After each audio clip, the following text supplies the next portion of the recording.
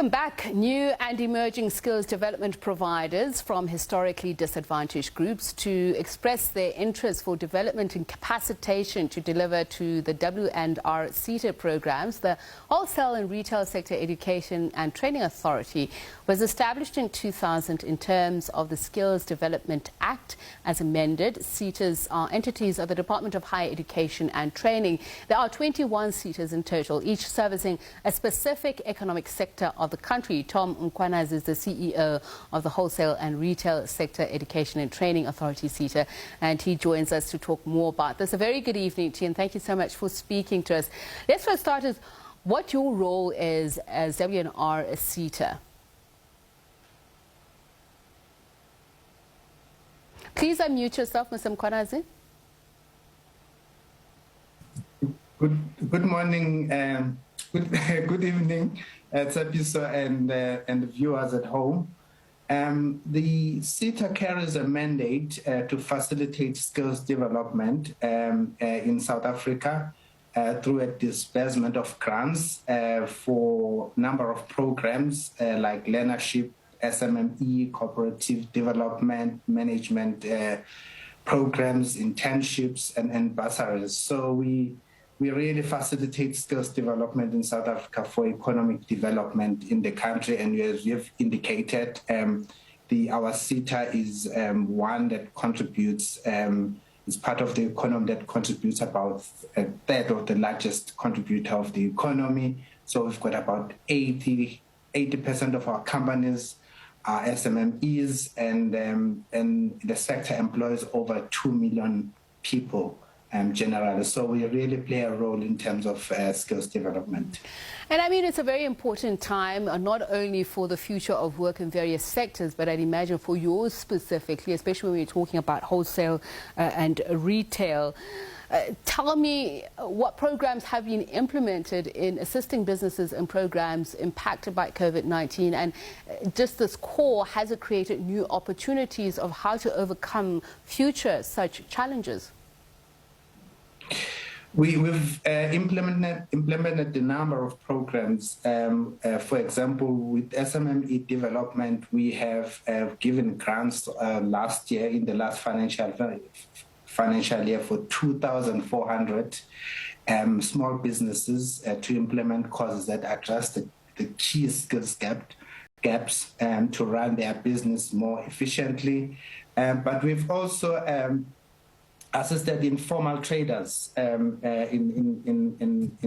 our sector so that they become profitable, and we give them a grant of about 3,000 rand in the end of the program.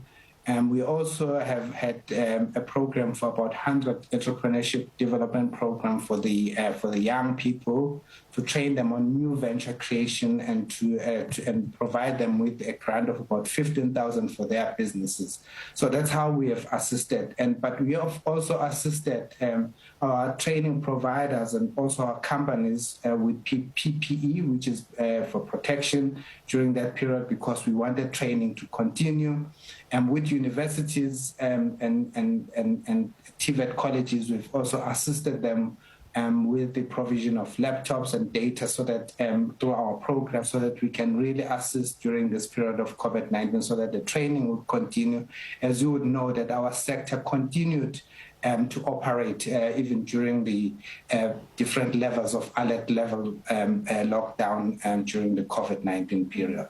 But I just also want to understand, have you been able to achieve your role during these times, especially in terms of quality assurance? I mean, as I mentioned, a lot of sectors have been challenged. Have you been able to pivot, circumvent some of these?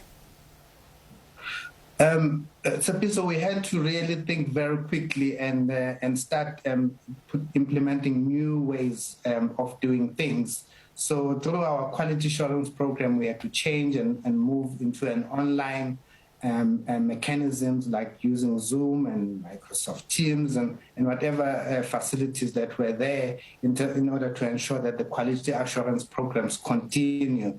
And then I think we've been very, very, very successful in doing that. And I think as a country, we know that we were quite lagging with for IR And I think we were challenged, and we met the challenge by introducing these interventions during that particular period.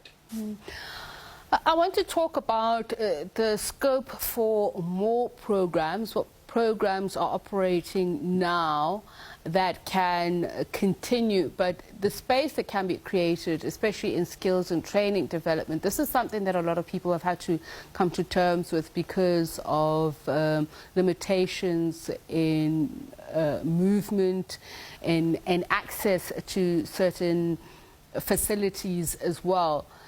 Talk us through this and what you would say to young people who would want to be part of this sector or work towards it. Well, I think generally what we find is that young people don't necessarily see wholesale and retail sector as a career of choice.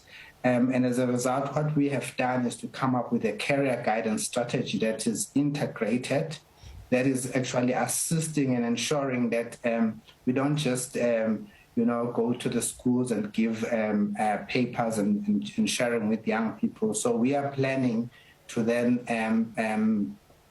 partner with the sector so that the young people can see that there are different career pathways within the wholesale and retail sector, and there are really a number of opportunities that young people can therefore see opportunities on. But also, as we're going to continue with our programs that I've already indicated to you, especially focusing on SMME and entrepreneurship, so that young people can then get an opportunity to start their own businesses and do not see, for example, a spaza shop as just another business, but we want them to take spaza shop as a real business and that create convenience for their own communities and so that they can then build up and build this economy. Thank you so much for your time.